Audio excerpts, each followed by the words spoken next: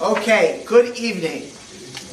Tonight's lecture is entitled A Changing World, the Renaissance and the Reformation. Jewish history did not happen in a vacuum, and we always have to keep in mind events going on in the world at large that impacted the Jews in a major way. One of those huge events that shook up Europe was the Renaissance. On rare occasions, one comes across a period of such dynamic cultural change that it is seen as a major turning point in history. The Renaissance was a time of cultural change, a change from a society that was largely rural to begin to become largely urban, although the Industrial Revolution, which would be about 250 years later, really that part, as far as from rural to urban, would be finally finalized at the time of the Industrial Revolution. A change from a society that saw religious matters as the central interest in life to one where the focus was on secular matters. It was a change from medieval society to one that was recognizably modern. So tonight we'll spend a little bit more time than usual analyzing the secular history, and the reason is because it definitely impacts Jewish history in this case, and not only that, it still impacts us to this very day. So we're going to focus in particular, at least for now, on the Italian Renaissance. The Italian Renaissance began the opening phase of the Renaissance, a period of great cultural change in Europe. The word Renaissance means rebirth, and the era is best known for the renewed interest in the culture of classical antiquity after the period of which the Renaissance humanists labeled the Dark Ages. We call it the Middle Ages, and they put it in a more pejorative fashion and called it the Dark Ages. The traditional historical view is that the Renaissance suddenly blossomed as a result of the fall of Constantinople in 1453. I mentioned during the last lecture when we discussed Spanish Jewry and the Inquisition, the result of Constantinople finally falling to the Turks, to the Muslims, one of the largest, most powerful Christian cities in 1453 falling, becoming Istanbul. Constantinople, which was the center of the Byzantine culture, when that collapses, all of the Greek philosophers, historians, cultural figures move to Italy. That's what some historians claim. Contemporary historians claim that's way too simplistic. For one thing, knowledge of Greek and Roman culture really never completely disappeared from the mainland in Europe. It was always in the monasteries. Beyond that, in the High Middle Ages, which was in the 13th century, early 14th century, in the German universities they were studying, and in the Italian and Swiss universities they were studying these studies. Beyond that, already in the early 14th century, in the cities of Italy, you had figures such as Dante and Petrarch, who were what you call already on this, focusing on classical texts. Thus, the Italian Renaissance was not just a sudden burst with the fall of Constantinople, it was an evolution, rather a long evolution, and not a sudden outburst. The two defining characteristics of the Renaissance were A, the revival of classical learning with its human-centered focus, and the amazing developments in art, particularly plastic arts, painting, and sculpture. Both of these were connected and both fed on the same nourishment, the same, as we say in Hebrew, the same tzad hasheva, the same common denominator. The elevation of the importance of the individual human as a central concern of life. Okay, we'll embellish upon that in a minute or two. That both the focus on art and the focus on study, in fact, one of the first names that we call the Renaissance would be humanism. And we'll discuss how that has an effect. There were three crucial factors why Italy was the birthplace and the center of the Renaissance. Firstly, Italy's geographic location. Renaissance Italy was drawing upon the civilizations of ancient Greece and especially Rome. Guess where Italy is located? in ancient Rome, right? Literally, this same Italian Renaissance, they were walking along the streets of Rome. Well, in the Middle Ages, or the Dark Ages, however you want to refer to it, when the church was all-powerful, in fact, they didn't really focus on Rome that much. They were using the marbles of the ancient Roman, not the Colosseum, but other Roman theaters, other Roman, ancient Roman archaeology, and they're using it for their own, in the 10th century, 11th century, for their own streets. They didn't really care about preservation. They weren't that proud of Roman, the Roman culture. As the Middle Ages ending and the Renaissance starts, well, they're in Rome, and they have this national fervor. Let's look at our history, especially, and this is where with Italy's geographic location being even today, they're bombing Libya. Where do you think the planes are coming from? They're coming from Italy. Well, Italy is close to the Arabic world, and the Arabic world had, to a large extent, kept a lot of the culture of the Greek philosophers and ancient Roman authors, and also when the Byzantine, philosophers and the upper crust of Constantinople ran out, they went to Italy. I grew up in Miami Beach. I remember the Cubans that came to Miami in the 1960s were the upper crust. They were very, very successful, right? People think today immigrants, Mexicans, here, well, there are some that are successful, but you see South Florida, there are really a lot of very, very top-notch people because they were able to escape Cuba. So who do you think got out of Constantinople immediately when the Turks came conquering? People who were able to afford to leave. The rest became Muslims. Okay, what happened to them? They became Muslims. They lived in Istanbul. Okay. Number two, the reason why is the printing press is created and built in Italy. We're going to see that the printing press is huge. We cannot imagine the world before and after the printing press, because literacy until the 15th century was less than 1% in Europe. And that less than 1% was almost exclusively in the hands of the church, not in the hands of the nobility. Most nobles were ignorant, illiterate. They certainly didn't have a hand in any text. With the printing press, and we have a tremendous increase in literacy and reading. Actually, it's now becoming an extinct thing called books. Right today, books are we're going backwards. Everything's electronic. I kid you not. I mentioned once a phrase I heard from a prominent rabbi that this is a generation of information and no knowledge, because people don't read anymore. They know a lot of little things. They don't know anything in depth anymore because they don't read. We can thank the Jews for Shabbos because we'll always need books. You can't use the internet on Shabbos. But today people don't read anymore. You look at even teenagers today or people in college, universities, they're much less read than 30, 40 years ago. They may know a lot more Wikipedia facts, but they know a lot less core knowledge. Well, the printing press would have a tremendous effect. It would make books available to all. It would have a plus and a negative, right? Because people believe the written word. It's unbelievable. Just when I speak of the printing press, I get questions all the time. And people, I read this, Rabbi. It's like people read something and they believe it. It doesn't make a difference what it is. That, they can read the most bizarre things or untrue, but I read it. They read it. All of a sudden, when people read something, they don't ask who the author, the qualifications. People ask me questions of Judaism from people who are ignoramuses. People don't know the first thing about, who can't read a core text themselves. They probably cut and paste other people's articles on the internet.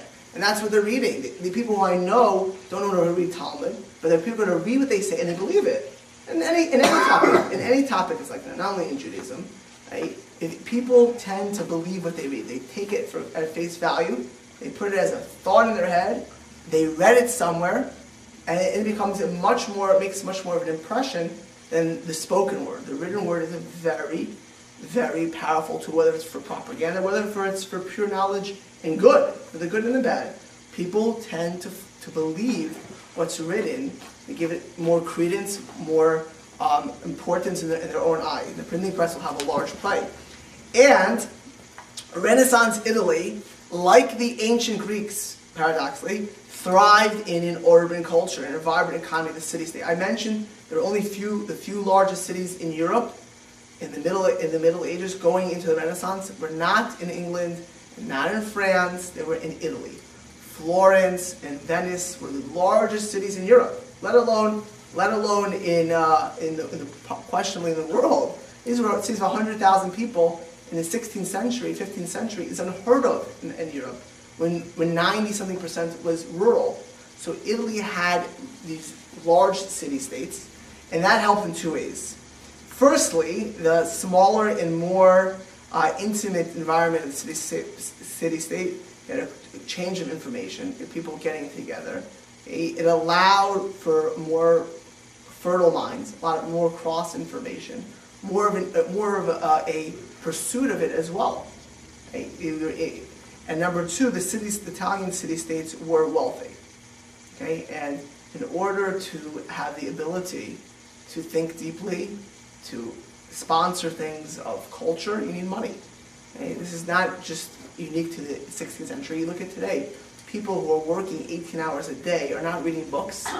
They're not worried about anything but getting to sleep, eating and drinking, and paying their electric bill. Okay? So the Italian citizens were relatively wealthy. The Italian Renaissance was generally assumed to have lasted to the mid-16th century, when Italy, due to disunity and larger geopolitical realities, was under constant attack from the north. But the Renaissance would spread north and have the Northern Renaissance. Now there are four patterns of thought that come into the Renaissance, which we live with to this very day. If you want to understand the secular world of the Western world, it really starts with the Renaissance. Okay, as I mentioned, the Renaissance was one of these events, these historical periods, which changed the reality of the world. Number one was secularism. The word secular, if anyone doesn't know, it means of this world. Secular, mundane, of this world. Okay. Medieval civilization was a very religious world, and we've discussed that previously. And it was concerned with the next world. It was dominated by the church. The new economic and political horizons that came with the Renaissance made people much more interested in this world. Okay, people in the Renaissance, in the ancient world, people viewed life, whether they lived it or not. But their starting point was, well, this world is not that important. What's really important is the next world. It doesn't mean that people lived up to that ideal. But if you want to know what was in the air, it was the next world. With the Renaissance could come a tremendous focus on this world. Okay, and we'll discuss how art and we'll highlight it perhaps in the greatest way. Number two is humanism. Humanism, the early Renaissance greats were actually Catholics, almost all of them. Erasmus, Plutarch, they were Catholic. Reuchlin, they were all Catholic theologians, but they also were humanists. And what does humanism mean? Humanism is focusing on humanity. Right? It's a focus on man. We're no longer just going to focus on God. We're going to focus on man. So along this line, Renaissance philosophers and even theologians started looking at humans as great, intelligent creatures. You don't see this idea of the greatness of man. Right? You see very little of the greatness of man in the Dark Ages, in the Catholic-run Europe. You see that man is lowly, sinful. Now, what's the great potential of man? But for the grace of God, they're not going to be great. All of a sudden, there's a focus on man. We are intelligent. We are questioning, and we'll see even perhaps skeptical. Right? We're not just mindless pawns or in the hands of the kings or the church. Man will become important. Number three, which will take humanism even farther, was individualism. Okay, the more communal group-oriented society and the mentality of the Middle Ages gave way to a belief in the individual. Okay, and the focus on individualism freed up people to break the tide, to be a little bit like a nonconformist. You don't have to be like everyone else. And not only that, the individual talent was great. Leonardo da Vinci, who was a genius of epic proportions, could never have been anything of the same stature in the 12th century that he was in the 15th century. Okay, besides Leonardo's genius, he had individual flair, And the interesting thing is, with the Renaissance, you see for the first time, people signing their names on their paintings. Hey, that was them. It wasn't, nowhere until the Renaissance, you ever see someone sign their name onto the painting. They're putting themselves into it. Okay? The communal guilds, which were famous in the feudal ages, even the middle class, they would give away, and you'd start to see, especially in Italy, and Jews would have a large part of this as well, capitalism. Okay? Capitalism is not socialism. I'm sure anyone who's heard the conservative attack on Obama, you have to be an individualism. You can't just care about guilds and larger groups. You have to have individual initiative to be a capitalist. Well, capitalism would really start to gain wind in the Renaissance with a focus on individualism. And number 4 was skepticism. Skepticism, which brought in a curiosity and a questioning of authority, was largely an outgrowth of the other 3 Renaissance ideals. Right? The secular spirit of the age put the humanists at odds with its church on its purely religious values and explanations of the universe. Okay? Humanism and individualism, with their belief in the ability of human reason, raised challenges to the church. And these things led to, this skepticism led to the Protestant Reformation, which we'll discuss. It led to the age of exploration. People want to see what's out there in the world. We don't believe the world is flat. Let's go and see what's out there. Right? Let's see a world that we're not going to take for granted anymore. It would plant the seeds for the scientific revolution. And of course, it would shake many preconceived notions.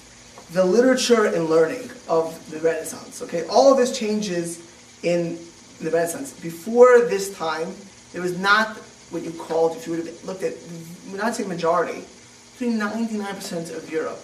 99%, but for the Jews. The Jews were always literate. It's unbelievable. The average Jew, throughout this time, was not only were they fluent in the texts, the wives, the children, everyone were learning, but the majority of them were illiterate, and what they did study was not literature, it was not mathematics.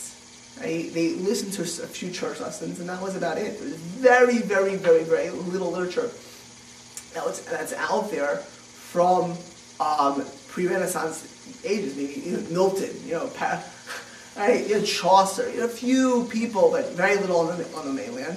So with the Renaissance, there comes a difference of focus. They looked at the ancient classical authors, such as Cicero, to teach them how to polemics and arguing and discussion. They changed the curriculum to almost the mid-20th century, which was philosophy, literature, mathematics, history, and politics. Those are all more innovations. Political science was never a study until an individual called Machiavelli would write The Prince, and he, gave Stalin his ideas of how an autocrat stays in power. You do anything that you need to stay in power. It also had Baldius Castiglione's The Courtier, which talked about the Renaissance man.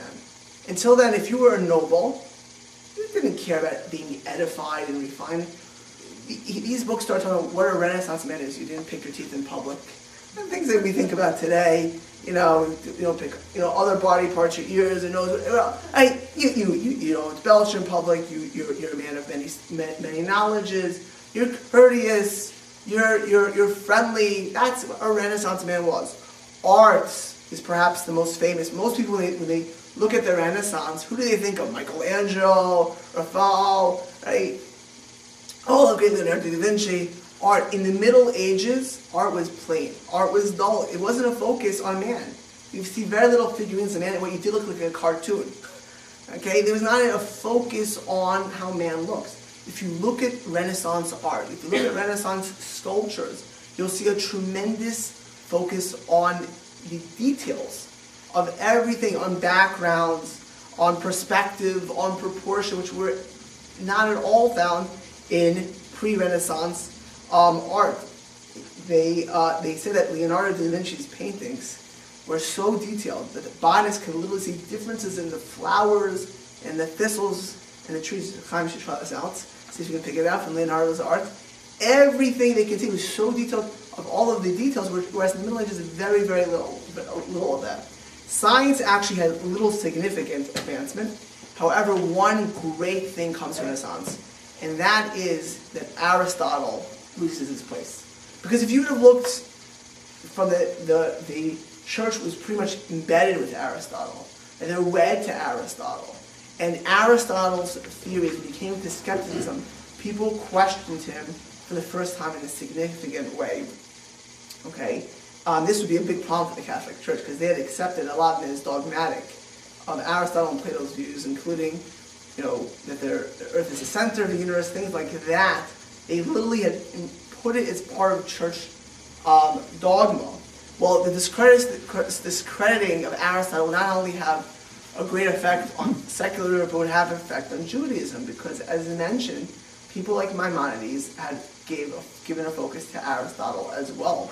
And Aristotle had a large following in the Jewish world that would end with the Renaissance. Okay, the focus on definitive philosophy and the rationality of the Torah, because you look at rationalist Maimonides' approaches, we have to explain every detail. Now, Rambam was coming to help many Jews who were lost.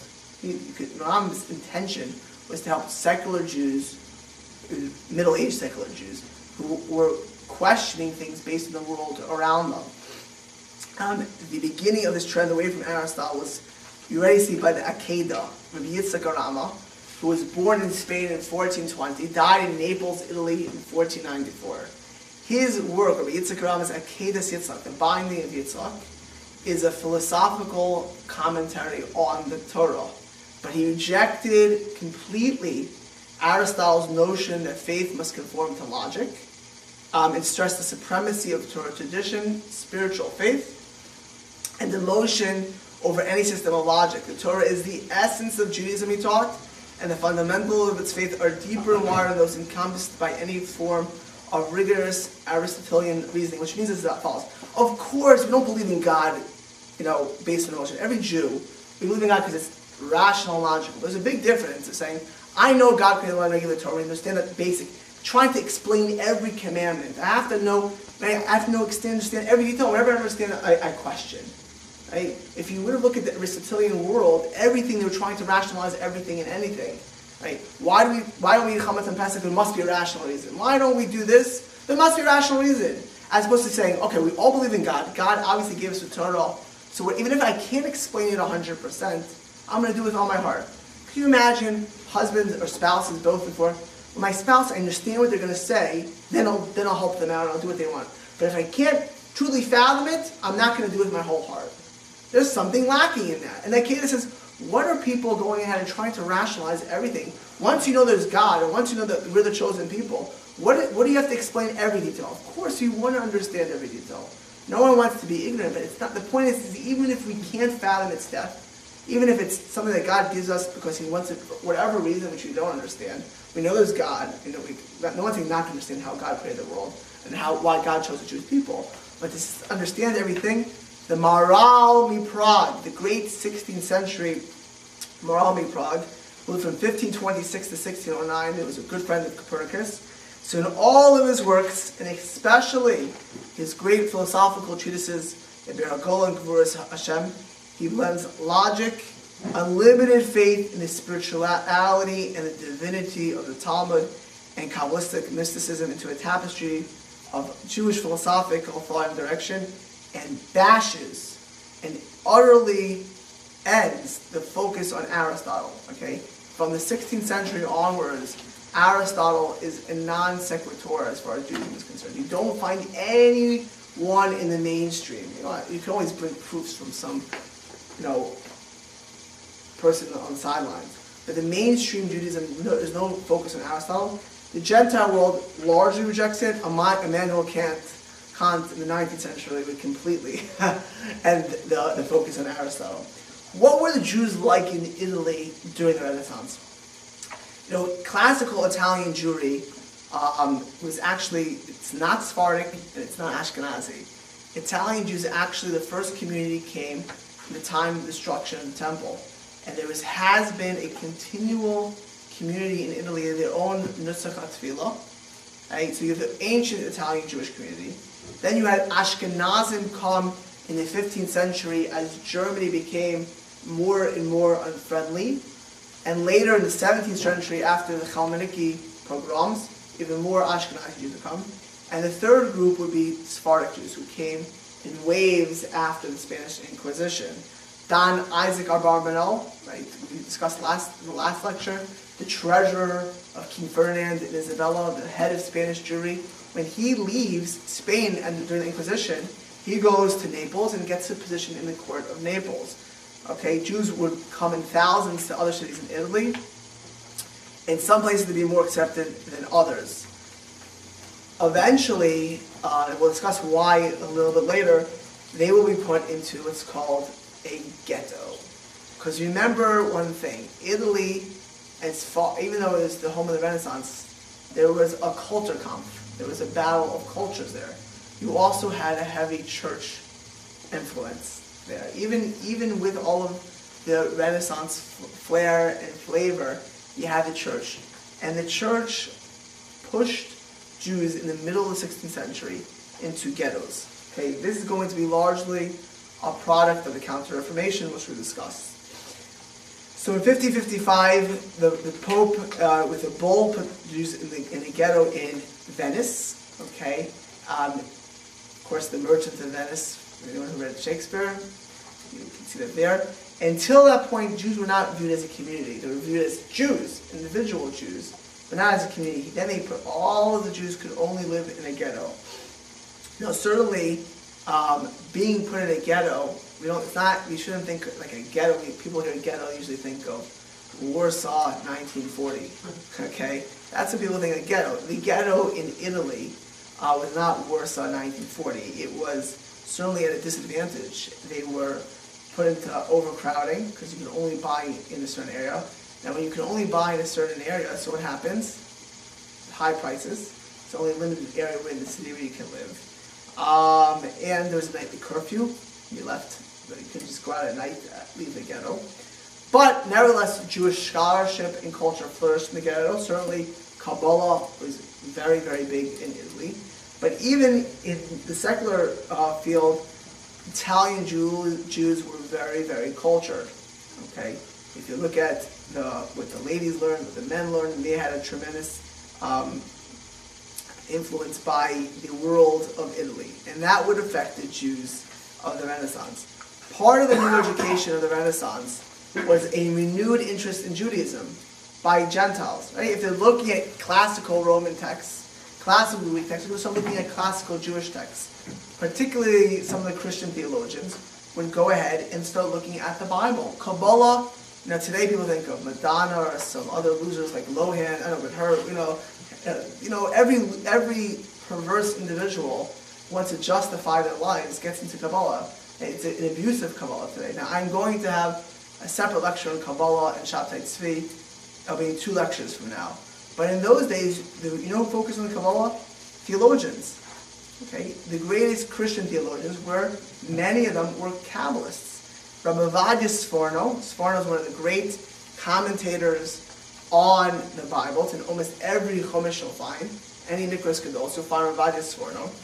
He lives in Bologna. He had a chavrusa with the Cardinal of Bologna, the chief Catholic head of Bologna. He used to learn with him. And there's also probably ranked number 2 humanist, Rushland, Johann von Rushland. His chavrusa for years was the Sforno. Okay? This created the ire of Erasmus. Erasmus was known as perhaps the greatest. Rushland was the second greatest. Erasmus was considered the greatest of the Italian humanists. He blasted the fact that almost all of his friends were using Kabbalah and the Talmud. He felt it was, and it's not in the Catholic thought. So he was very upset, not only by Rushland, but people like Pico di Mirandela, who wrote what's viewed as the manifesto of the Renaissance. His oration on the dignity of man was basically, a large part of it was Kabbalah and Talmud, because he viewed it as contributing to understanding Christian thought. If you understand the Kabbalah, you can understand how God created the world. He actually viewed it as a tremendous wisdom. He put a lot of Torah, and he himself learned with the great rabbi, Elijah ben Megiddo, which is a rabbi from Crete. So we have one of the greatest humanists, one of the greatest people of the Renaissance Pico, focusing on Kabbalah and the Talmud. Now, even though Pico would praise Kabbalah and be interested in the Talmud, all of these people, even though they loved the Jewish scholarship, they didn't love the Jews. Okay, and that's the Pico himself praised the Spanish Inquisition. Right? Machiavelli, he was enthralled with the Spanish Inquisition. Machiavelli said this was brilliant, political science by the heads of Spain to get all the Jewish money. That's how you rule a country. Okay, Erasmus was a true anti-Semite. Okay, he viewed the Jews as legalistically off base. He blamed the Jews for the Peasants' War of the 16th century in Germany.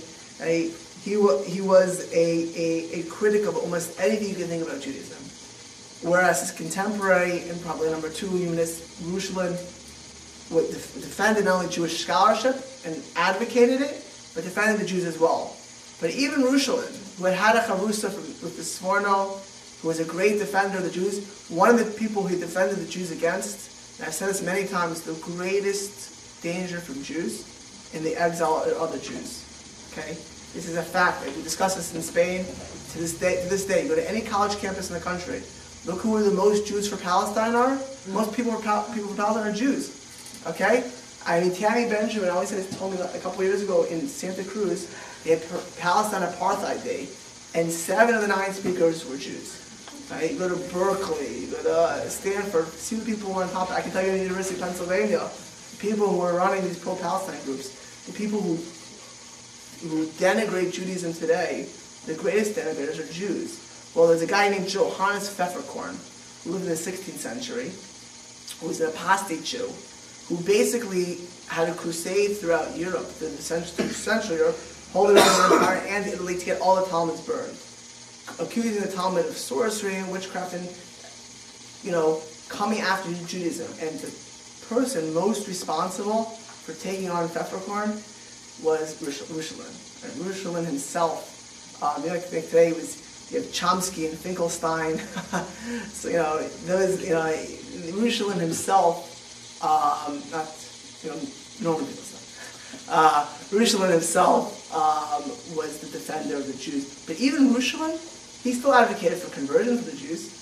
He just felt that you can't attack the views of Judaism. Like, of course we want to advocate for conversion. And these were not our best friends.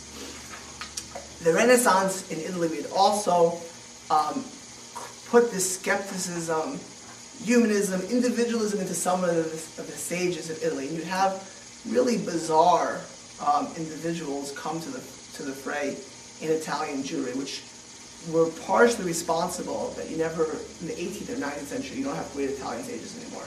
Because you're real leaders who are, I wouldn't call them charlatans, but off the beaten track. Like really off, and you can't propagate, nothing, Judaism doesn't last when it's not real. Okay, look at anything, you want to see something real, see where it leads 4 generations from now. Okay, that's the greatest litmus test. What are you going to be in 4 generations from now? Okay, they had all kinds of ideas which were not in the mainstream. One of them, his name was Azaria di Rossi. Azaria di Rossi, like many Italian sages, was a doctor. He was a doctor in Mantua in the 16th century.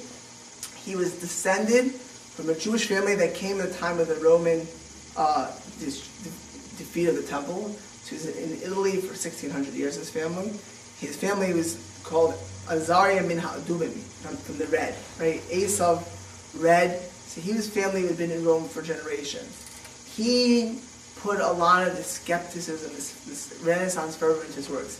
His most famous work was called Me'or Einayim, okay, which literally means the light of the eyes. In Hebrew, light of the eyes. When my eyes see, I'm going to say. So in the book, it's a very interesting book. He first talks about Philo. And when Philo we discussed was 1st century BCE, sage in Alexandria, Egypt, really, very accultured Jew, and a lot of very interesting ideas. He actually attacks Philo for making too many allegories in the Bible and not true, and has a whole attack on Philo. And he goes through a lot of the Jewish history, but then he has a scientific understanding of the Talmud. He starts questioning certain things. The Talmud goes, this story can't be true because I don't believe this story and I don't believe this story. So as you can imagine, that did not win him the favor of many of his contemporaries. The Yosef Karo, the author of the Shulchan Aruch, tried to put him in Cherem, and he actually had in process when he passed away. The Maharal Prague himself heavily criticized Rosario de Rossi. And his work to this day is not read, but at the time, it heavily affected the people around him, right? The leaders affected the flock. The second was a more interesting person named Emmanuel of Rome. Emmanuel of Rome was actually a little bit earlier. He was in the mid-14th century. And Emmanuel was very poetic.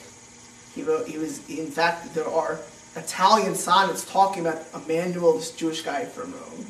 And he wrote lots of sonnets and poems which were erotic, as well as, biblical. But he affected a lot of the flavor of Italy.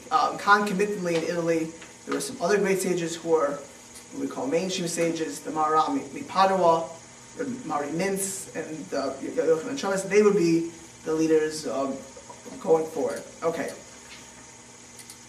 One of the greatest results of the Renaissance was the Reformation. Okay, the spirit of skepticism really challenged the authority of the church. Now, I was saying this to someone the other day. If you really study Catholicism, it's a very illogical, very, very illogical. I mean, we discussed this about Christianity. If you even look in our world today, Catholicism in every Western country is going down. It is spreading in places like Africa, where you can sell them anything because they're not really literate, or in parts of South America.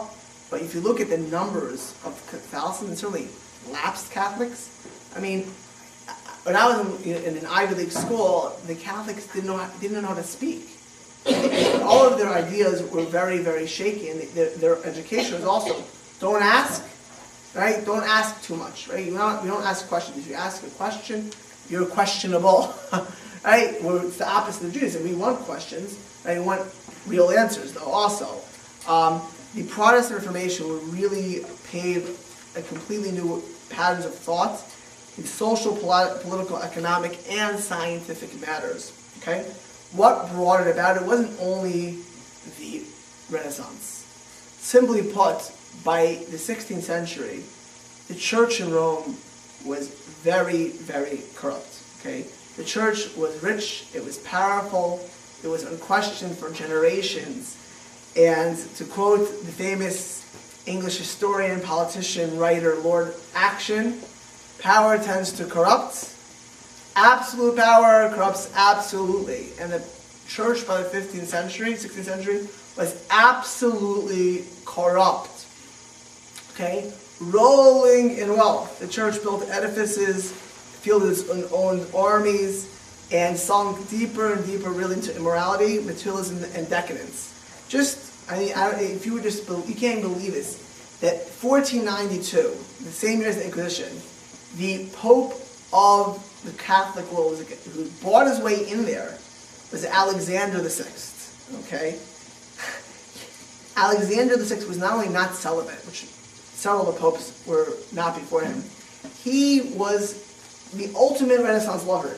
He put a picture on top of his bedroom of his girlfriend, dressed as Mary, and had illegitimate kids, which, I think the Prime Minister of Italy today is quite famous for this, right? Well, he put the Prime Minister to shame. He had illegitimate kids, which several of them after him became popes of the church.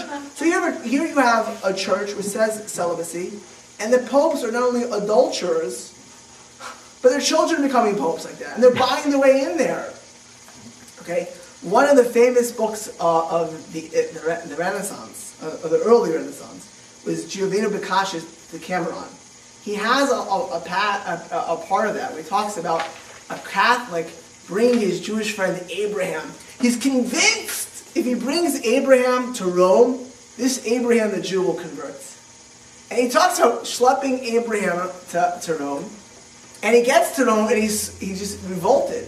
And he says, this is what you call, this is the most, your leaders are corrupt, they're promiscuous, they're immoral. And this is the guy publishes, right? Because that's what they were. And he used a Jew to point out in his book.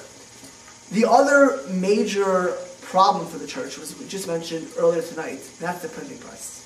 Because, believe it or not, for the Catholic Church, going into the 16th century, the most dangerous book in the world was the Bible. There is nothing more dangerous to the monks and the Franciscans and the Dominicans than the Bible. They would go to all ends to make sure that the masses did not get the Bible. They burnt people alive for translating word for word the Bible. Okay? Well, why do they want people to do the Bible? Because they were empowered and they were people asking questions. I mentioned that once the Bible gets translated, believe it or not, people start to question lots of things. Okay? Look at source number 1. Despite its anxiety to save a man's souls from the perdition of earthly pursuits in order to preserve it for salvation of life after death, the medieval church insulated pupils from the dangerous contamination of scriptures. Only those entering holy orders were allowed to study theology and delve into Holy Writ. Unsupervised, independent exploration of the Bible was tantamount to heresy. And only clerics in good standing, and only part of the church was able to study the Bible, because they only had it in Latin, and they only taught Latin to a select few, were permitted to expound Scripture from a Latin text incomprehensible to the Christian masses. In 1506, the church undertook one of its greatest and grandest and most expensive projects. That was the building of the St. Peter's Basilica, which would take 150 years. Until about 20 years ago, it was the largest church in the world. This project would cost a fortune. Okay, and even for a very wealthy church, it put them into debt, kind of like our country is today. Okay, it was major fundraising. This is always the case, because the church can have unlimited taxes. You can tax and tax and tax, but if you spend more than you tax, you're gonna end up in debt. We should tell it to our government. So Pope Sixtus IV fundraising campaign went tremendously. They used all kinds of methods to fundraise, right? And they tried to sell anything they could, right? They were the biggest sellers. So there's a famous Dominican monk, Johann Tetzel, who used to always say, as soon as the coin of the coffer rings, the soul from purgatory springs. You want to get out of purgatory? Give us some money, right? Give us. Not only could you get out of purgatory, they started selling relatives. Your grandfather, we're going to get him out of purgatory. Give to the charity box. And you had all kinds of charlatans going on raising money for the church in non-kosher ways. Everything was non-kosher, but non-kosher in their own ways. This bothered a very young priest who really had, was sincerely at his own level looking for what did God want from him. This young priest was a German priest named Martin Luther, who was so bothered seeing the Pope of the Catholic Church being an adulterer, seeing people collecting for the church by selling indulgences and saying that you can do whatever you want in this world, because that's what they said, right? Just give indulgences, you're freed from purgatory. Didn't make a difference of your character, didn't make a difference if you did give a few bucks, you're good to go, okay? And ultimately, he came up with his own theory of the grace of God. It's only God's indulgence, not your own money. And he put his 95 thesis on the All Saints Church in Wittenberg on October 31st, 1517. Okay? Now, the 95 thesis was basically an attack on many of the church policies, practices, and immoral doings. The church, he was summoned to Rome. He was a young, up-and-coming, we know who he was. He was summoned to Rome and he refused, proclaiming, "Here I stand and I can do not otherwise." Eventually, they put him in excommunication. Really, had this been 100 years before, this would have been a local squabble, and none of us in this room would have probably heard of Martin Luther. However, as mentioned, 50, 60 years before, there's something called the printing press that was created. Okay? Just like the revolutions in Egypt would not have been possible without Twitter and Facebook, Martin Luther's revolution would not have been possible without the printing press. Because the printing press made his 95 Theses viral. They went throughout. And once this local dispute went to the masses, that roof began to fall down.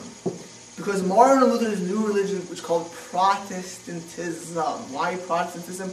To protest, to publicly declare otherwise, which was actually a letter from princes of the Lutheran Church, or nobles who did that inspired in 1529. They had a letter of protest to the Catholic Church in defense of Luther.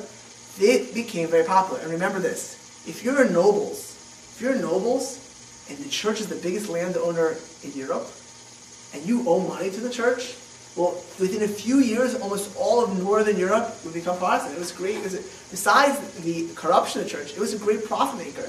Luther had immediate allies because the nobles, their biggest opposition was the church.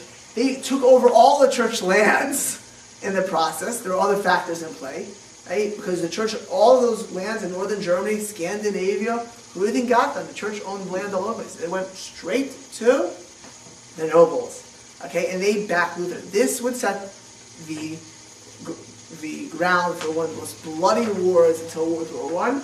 That was the 30 Years' War from 1618 to 1648, where the Protestants and the Catholics would duke it out. There would be many more factors in play, but we'll leave it there for now.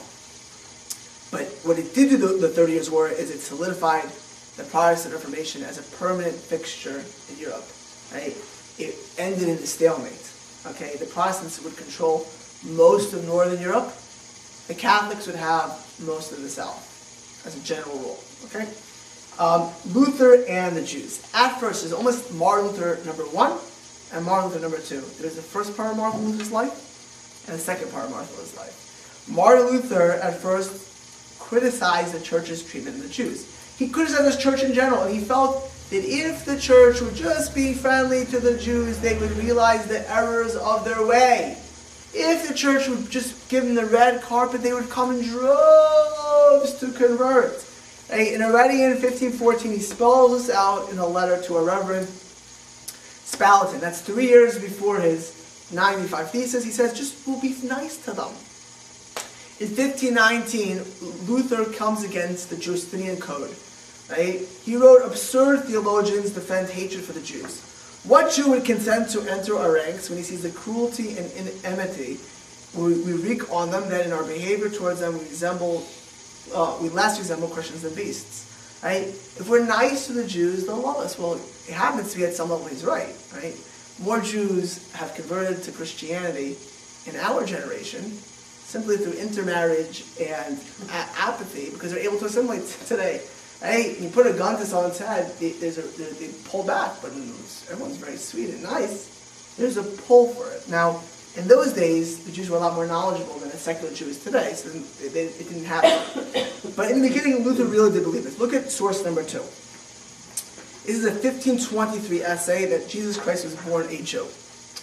If I had been a Jew and seen such dolts and blockheads govern and teach the Christian faith, obviously, I can imagine the Catholic Church doesn't appreciate that, I would sooner have become a hog than a Christian. They have dealt with the Jews as if they were dogs rather than human beings. They have done little else than deride them and seize their property. When they baptize them, they show them nothing of Christian doctrine or life, but only subject them to poppishness and mockery. If the apostles, who were also Jews, had dealt with us Gentiles as we Gentiles deal with the Jews, there would never have been a Christian among the Gentiles. When we are inclined to boast of our position as Christians, we should remember that we are both Gentiles, while the Jews are the lineage of Christ. We are aliens and in-laws. They are blood relatives, cousins, and brothers of our Lord. Therefore, if one is to boast of flesh and blood, the Jews are actually nearer to Christ than we are. If we really want to help them, we must be guiding our dealings with them, not by papal law, but by the law of Christian love. We must receive them cordially and permit them to train and work with us, that they may have the occasion and opportunity to associate with us hear our Christian teaching, and witness our Christian life. If some of them should prove stiff-necked, what of it? After all, we ourselves are not good Christians either, but if we love them and welcome them, then we'll certainly convert. And eventually this will happen in the 19th century. That's a lecture for the future, where Jews will have lack of knowledge, and be confronted with a more open Christian society, and there will be very, very negative repercussions because of that, which you see to our day. The Jews of the 16th century were knowledgeable, and they knew what it meant to be a Jew, and they were proud of that, and they couldn't imagine anything but that. So Luther got he had 2 converts in his day, or 1 or 2 converts, whatever it was, and he starts to become infuriated. He thought, just like Germany, northern Germany in particular, would become completely Protestant, the Jews would have followed suit. If the Catholics left that corrupt church, so the Jews are going to come as well, and he gets more and more angry. Towards the end of his life, Luther becomes perhaps arguably one of the greatest anti-Semites in history. So much so that Yosel Rosenheim, who was a great Jewish leader, lived from 1480 to 1554, right, who was constantly helping the Jews. He was the ultimate Stadlin. Stadlin was the Jews to help out, right? He was a political kingmaker in a certain way. So he wrote in his memoirs, this is in his memoirs, that their negative situation was due to that priest whose name was Martin Luther. May his body and soul be bound up in H-E-L-L, hell, who wrote and issued many heretical books in which he said whoever would help the Jews was doomed to perdition, right? And whoever helped the Jews was going to purgatory. Who can help the Jews? They don't convert. They deny our Lord. In 1543, the new Martin Luther wrote concerning the Jews and their lies. Listen to this. What shall we do with this damned rejected race of Jews, since they live among us and we know about their lying and blasphemy and cursing? We cannot tolerate them. Even if we do not wish to share their lies, curses and blasphemy, perhaps we can spare a few of them from the fire and flames. Let me give you honest advice. Now he'll go on for paragraphs. I'm going to tell you what Luther's honest advice for the Jews is. 1, burn all synagogues. 2, destroy Jewish holy books. 3, forbid rabbis to teach. 4, destroy Jewish homes. 5, ban Jews from the roads and markets. 6, forbid Jews to make loans. 7, seize Jewish property. 8, force Jews to do hard labor. 9, expel Jews from Christian towns. We'll see soon who will carry this out in the future. I don't have to be a rocket scientist to see who's going to quote Luther and do everything he just said of these 9 things. Right? Several months after publishing on the Jews' Are Lies, Luther actually compares the Jews to the devil. Look at source number 3. This is of the knowable name, that's Shema Meforish, and the Generations of Christ. Here in Wittenberg, in our parish church, there is a sow carved into the stone under which lie young pigs and Jews who are sucking. Behind the sow stands a rabbi who is lifting up the right leg of the sow. This is a pig. Raises behind the sow and bows down and looks with great effort into the Talmud under the sow as if he wanted to read and see something most difficult and exceptional. No doubt they gained their shame of fortune in that place. There's famous pictures in the 16th century of Jews sucking the milk of a pig, right? That Luther was one of the people who made that, popularized that. In the last 4 sermons of his life, in February 18th, 1546, Luther preached 4 sermons. One of them was his final warning to the Jews. This is like, you know Hitler's last speech? The last speech he recorded the night he committed suicide, he blamed international Jewry. Right? After he had gassed and murdered 6 million Jews, he blamed international Jewry for all the ills in the world. Luther's last speech, you have to remember, Jews are a very, very small percent, less than 1% of Germany. Very, very small percent of Germany. And he's worried about the Jews. Look at source number 4. They are our public enemies. They do not stop blaspheming our Lord Christ, calling the Virgin Mary a whore, Christ a bastard, and us changelings or miracle cows. If they could kill us all, they would gladly do it. They do it often, especially those who pose as physicians. For the devil helps to finish it in the end. They can also practice medicine, as in French Switzerland. They administer poison to someone from which he could die in an hour, a month, a year, 10 or 20 years. They're able to practice this art, these doctors. And you would not want to be a doctor in that world. Yet we will show them Christian love and pray for them that they may be converted to receive the Lord, whom they should honor properly before us. Whoever will not do this, no doubt, is a malicious Jew, who will not stop blaspheming Christ, draining you dry, and if he can, killing you. Okay? What was the influence of Martin Luther's views? Okay, well, immediately in Martin Luther's own times, Judge John Frederick, the first Elector of Saxony, revoked many of the Jewish privileges. That's what Joseph Rosenheim complained about. Okay, by 1472, Philip of Hesse added restrictions. In Berlin, they sacked the Jewish quarter and banned Jews from the entire country for a period of time. Okay, many of the Lutheran states were applying some of Martin Luther's things, but they didn't apply all of it. In 1570s, Pastor George Nigrinus published The Enemy Jew, and he reiterated a lot of Luther's programs, and there were others who published it as well. There was a guy named Vincent Fenelmich, who was actually a Calvinist, who reprinted on the Jews and their lives, where Luther gave his 9 suggestions of how to deal with the Jews, his honest advice. Well, he reprinted that in the early 17th century in 1612. 3,000 Jews in Frankfurt were slaughtered because of that. And he actually, at one point, banished all the Jews of Frankfurt. Eventually, the nobles killed this guy, not so much because of the Jews, because he destabilized all of Frankfurt, and the Jews became back. The rabbi of Frankfurt at that time was the Shloh. Famous Shloh HaKodesh was the rabbi of Frankfurt. He left Frankfurt and never came back again. Now, obviously, when we hear about Martin Luther today, if you look at all historians and theologians, they debate his influence on the Nazis, right? Because Martin Luther would be in Germany, and the Nazis, as we'll see, discuss in a minute or two, would quote Luther frequently, okay? The prevailing scholarly view after World War II is that Martin Luther had a tremendous effect on Nazi thoughts, okay? 400 years after it was written, by 1937, On the Jews and Their Lies was published and spread throughout the Nuremberg rallies. Julius Streicher, who was the head of Nazi propaganda, heavily relied on it.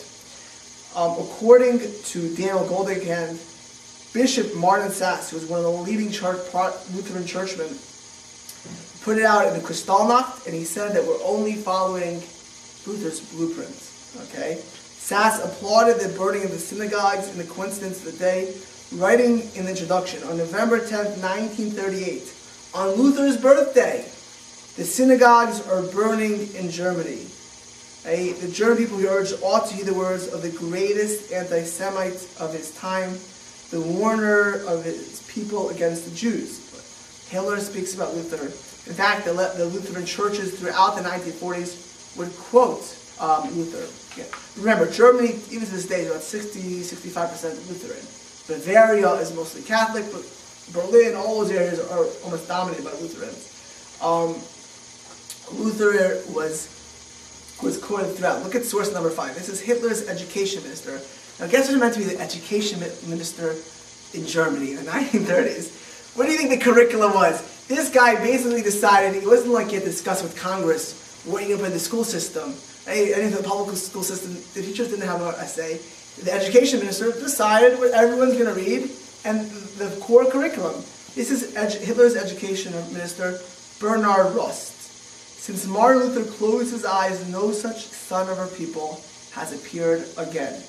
It has been decided that we shall be the first to witness his reappearance. With the Nazis comes Luther again. I think that the time is past when one may not say the names of Hitler and Luther in the same breath. They belong together. They are of the same old stamp. Now, there are certain scholars, like Johannes Wallmann, who says you really can't blame Luther for the Nazis because you don't see a clear line of thought. Right? Yeah, 15th, 16th century, but you don't really see late Luther in the 18th or 19th century as having say. Even though one of the heads of the Lutheran Church, a guy named Adolf Stocker, in 1878, founded an anti-Semitic party, but never gained prominence. When we discuss the Nazis, of course, it would take the Great Depression to bring the Nazis in power. Yui Simon Neto, he's a very prominent international economist, says that Nazis used Luther. Of course, Luther was not a friend of the Jews, but he never envisioned what the Nazis said. They just were anti-Semites anyways. Luther was very, very convenient for them, and they used him as a tool. That view is strongly a minority view. The vast majority of people will hold not that way. Ronald Berger, who's the author of Fathoming the Holocaust, a Social Problems Approach, writes that Luther is credited with Germanizing the Christian critique of Judaism and establishing anti-Semitism as a key element of German culture and national identity. Paul Rose, who's a current professor emeritus of history, European history at Penn State University, says that Luther created a hysterical and demonizing mentality about Jews to enter German thought and discourse and mentality that might otherwise have been absent. I usually, during the 3 weeks, read books on the Holocaust. One of my favorite books is Lucy Davidowitz's favorite. As a child of four Holocaust, grandchild of four Holocaust stars, I say one of the best written books is Lucy Davidowitz's The War Against the Jews, 1933 to 1945. She writes that both Luther and Hitler were obsessed by the demonized universe inhabited by the Jews, with Hitler asserting that later Luther was the real Luther, and she says it is easy to draw a line from Luther to Hitler. Ronald Lewin writes that whoever wrote against the Jews for whatever reason were always using Hitler. Okay, Professor Michael Berenbaum, who was a Holocaust scholar, he says that those who deny Luther's views in Nazi ideology really ignore the murderous implications of his anti-Semitism. Okay. William Nichols, a Catholic professor of religious studies, recounts at his trial, this is an unbelievable thing, at his trial in Nuremberg after the Second World War II, at the Nuremberg trials, Julius Streicher, right, the editor of Der Stürmer, all of the famous Nazi propaganda, okay, who said, if you, his actual language, at his trial, Julius Streicher says, argued that if he's standing on trial, then you should bring Martin Luther to the Nuremberg trials as well. Because all I did is what Luther said. Okay? In fact, the famous line that Jews are a misfortune, which was the Nazis used all the time, that line, the Jews are a misfortune, did not start with Julius Streicher. That was Luther's line. The Jews are our misfortune. Okay? Look at source number 6. This is The Rise and Fall of the Third Reich, William L. Scherer.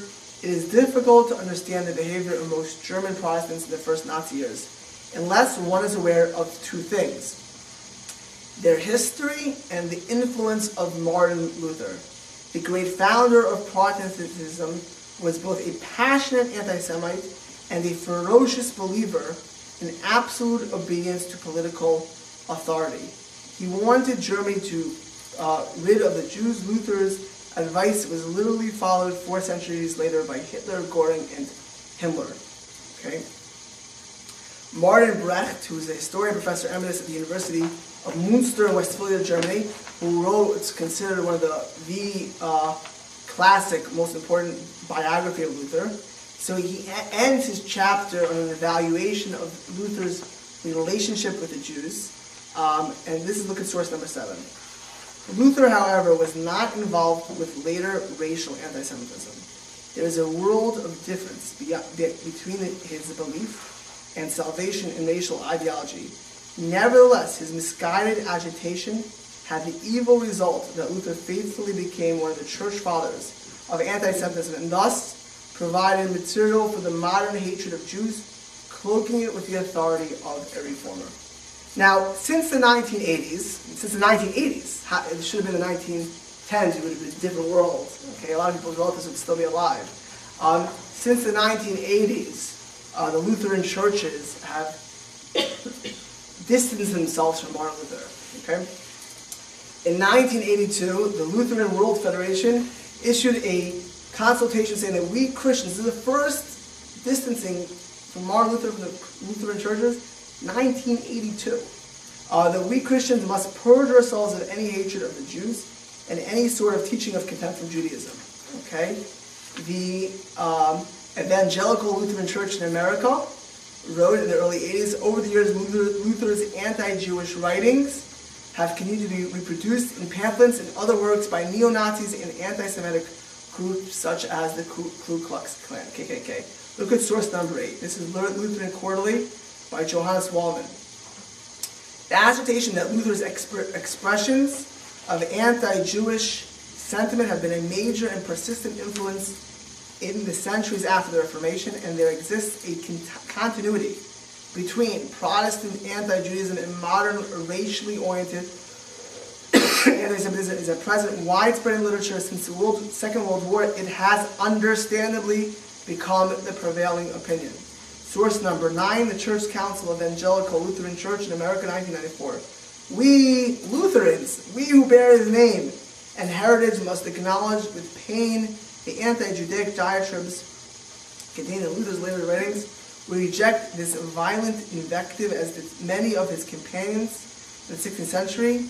Calvin was also one of the leaders. Zwingli did not have the same kind of views. And we are moved to deep and abiding sorrow at its tragic effects on later generations of Jews. Source number 10. This is on the 60th anniversary of Kristallnacht by the Bavarian Lutheran Church. It is imperative for the Lutheran Church, which knows of itself to be indebted to the work and tradition of Martin Luther, to take seriously also his anti-Jewish utterances, to acknowledge their theological function, and to reflect on their consequences. It has to distance itself from every expression of anti-Judaism and Lutheran theology. Now, the truth is, I mentioned this with Christianity as well. When I talked about Christian anti-Semitism in that lecture, I said, it's so incredulous. You have the early church fathers, almost as a whole, some of the greatest saints in Christianity, with the most violent anti-Semitism, said to kill Jews even then. You have Lutheranism. They now distance themselves. Could you imagine they come from this individual? How could you have a whole religion come from somebody who they themselves said had evil ideas? When you really think on a theological reality, it's so beyond us. Like, by us, our leaders are always prime examples. Even Jesus or Paul or Augustine, you see all their vices, and they still believe that they can have a whole religion. And Luther comes ahead and starts a new religion. They themselves in the past 30 years acknowledge he's obviously very wrong or evil. It's obviously not politically correct. You see the damage he did, but you still have people who are fervent Lutherans. I'm not here to debunk Lutheranism. I'm saying you see a difference in how the religion is formed. I can't understand in a million years how somebody could say that Martin Luther created this whole religion. We're going to believe everything he said, because that's how we start off. And we can acknowledge the guy was a rabid anti-Semite, partially or wholly responsible for the Holocaust. Now, I focused on Luther, but I want to hit a couple other points about the Reformation. First of all, the Catholic Church. Now, the Catholic Church had a strong response to the Reformation, otherwise known as the Counter-Reformation. Okay, and they would change internally because of it. They would make some positive changes. As far as the Jews, it was mostly negative. The ghetto was one of those changes. Okay, the ghetto was a response to the Reformation. They didn't want the knowledge became a threat to the church. Now, the church would deal with this almost till today. That when knowledge becomes a threat, they don't want intermingling. Okay? And they didn't want Jews to intermingle with Catholics. They'll spread their own ideas. Get them out of the picture. We see now with Luther, once he spread knowledge, it creates all kinds of bad ideas. In Poland, they tried to make ghettos. The difference is in Poland in the 16th century, the nobles were very invested in the Jews. The next lecture will be on Polish Jewry. The Jews of Poland. They were not willing to go along, but in Italian cities, almost all of the Italian cities ended up having ghettos. Beyond that, they started to censor books. Okay, in the 16th century, at first they tried to ban all Talmuds and all books of Jewish literature. Really tried to ban them. Eventually, they realized that was not practical. So what they did is they put censors in the printing presses. Most of these censors were apostate Jews. Jews who had left Judaism, who knew how to read Hebrew, and apostate Jews. So you will find many things were censored. Let's say in Alenish, Right? There's a part of the land that was taken out for generations. Where they said that they bowed to nothingness and we bowed to God. That was taken out. We put it back into the Siddur only recently when the coast was clear. Right? When we're not living in a Catholic world where we can get killed or put in danger for this. There were several pages of the Talmud that were censored. We have that around. If you look at Talmuds in Poland, which is exclusively Catholic, in the 19th century, they didn't put part of it down because they didn't want the Talmud to get burned or their lives to be endangered by pogroms.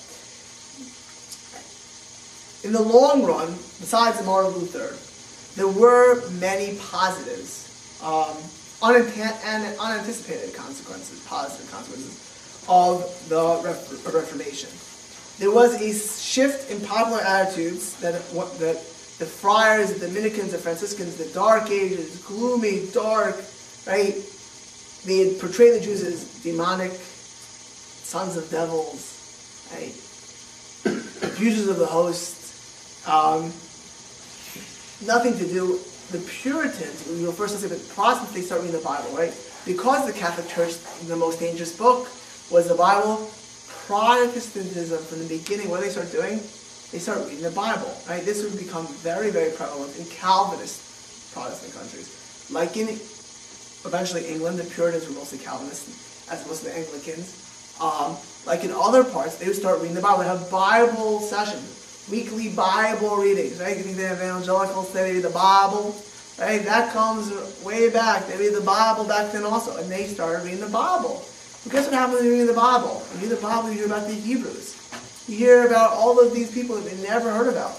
Because the Catholic Church didn't teach them about Isaiah and Jeremiah and Ezekiel and Micah and everyone else. They didn't know about these people. And you start, actually, funny thing is, these people actually start taking these Jewish names. And you start having, a lot of people having the names Isaiah, Ezekiel, Jeremiah, all these type of names.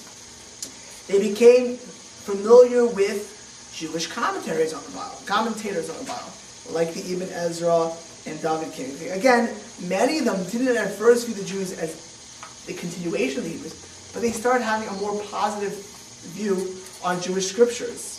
Okay, in fact, they started going to Jews to explain Jewish scriptures, and we'll see that in certain areas, an appreciation of the Jews starts increasingly to become popular. If you want to see it at the apex in Puritan society, that's what they. In 1775, just for an example, I just brought this down. Samuel Langdon, president of Harvard, when he declared, so all remember, America is built by all of these Puritan, Protestant denominations, not Luther's denominations. Okay, these are Calvinists for the most part, Anglican, Huguenots from France, Methodists, all Anabaptists. People who had left the mainstream of the Catholic world, right? But mostly Calvinists, mostly Puritans. Samuel Lang, the president of Harvard, when he declared his election sermon delivered in 1775, the Jewish government, according to the original constitution, which was divinely established, is considered merely in a civil law, was a perfect republic. The Jewish government, the Sanhedrin. Can you imagine the Catholic Church would ever say that? Never. The Jews, they had it right. Yale to this day, you know what if you look at their signal, it's Hebrew letters. So is, I think not Dartmouth, Brown or Dartmouth, one of the two, I'm blanking out right now. It's Hebrew letters. Okay? Some of the Ivy League universities, they wanted to make Hebrew first language instruction. We'll discuss America, when they discussed what should be the language of the land, some of the early Puritans actually pushed for Hebrew. Now, it didn't win because they all spoke English, so English won, right? It'd be pretty radical to change them all to Hebrew speakers. But they were so infused with this Bible loving of the Jews, many of the early Puritans actually viewed themselves as Hebrews crossing the sea. They were infused with this appreciation for the Bible. Many of Cromwell let the Jews come back into England because of that, because of this appreciation from it. If you look at the paintings of Rembrandt, many of Rembrandt's paintings are of Jews, including Menachem in Israel, who is the leading sage of Amsterdam. Okay. Moreover, as they start to see Jews as people, not just sons of the devils, to quote John of Christensen and all the other early Catholics and Augustine, who were evil and killed Christ killers, as they start to see Jews as people, They start to take him out of all these magical beliefs. As Welsh historian, author, and professor Sir Keith Thomas has persuasively argued, the fierce Protestant campaign against the Catholic Church. And remember, Protestants came violently against the Catholic Church. They mocked the Catholic Church for being outlandish, for worrying about miracles and pilgrimages and devotion to saints, right? So they made the church look ludicrous. Well, if the church, one of the things the church said, that Jews are all these evil creatures. They had horns, and they came and they stole the host in the middle of the night, and they had blood, they had blood libels, which we discussed at length. We don't really find blood libels in the Protestant countries, because they looked at it as just some hocus pocus thing of the church, right? It demystified the Jews in the eyes of many of these countries. So as mentioned, in America, in the Netherlands and England, Jews start getting government positions. For the first time, Jews are starting to be viewed as one of the Calvinist Netherlands in particular. We'll discuss the Amsterdam community. That was because of the Calvinists. England, by 1697, Jews are allowed into the London Stock Exchange. Okay, many of the investors in Amsterdam and England will be Jews because they're accepted. They were viewed as people. Right?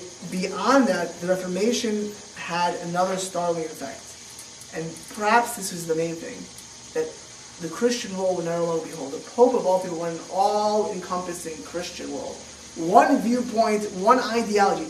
The minute you start saying there's different approaches, or there are other things we'll have to tolerate. We're going to get more toleration for others. You see a lot of the canons and edicts were understanding of toleration. We'll tolerate other people amongst us, because the Catholic Church didn't tolerate other people amongst them.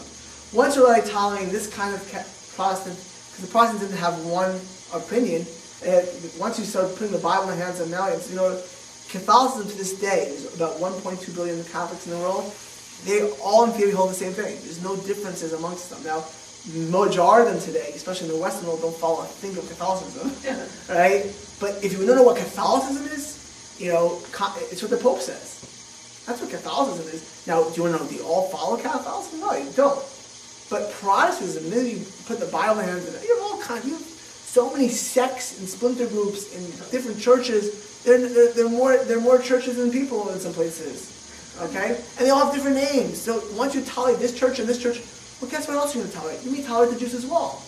I mean, we can live with them. They're different like these people are different. So the first time that Protestant Reformation, because that, it would also allow the Jews to be more tolerant. This would have reverberations to our very own day. It's not a surprise that the greatest supporters of Israel in this country are not Jews for the most part. They're Christian Zionists. The biggest lobby. And these are children of Calvinists for the most part. These are the descendants of the Puritans and evangelicals.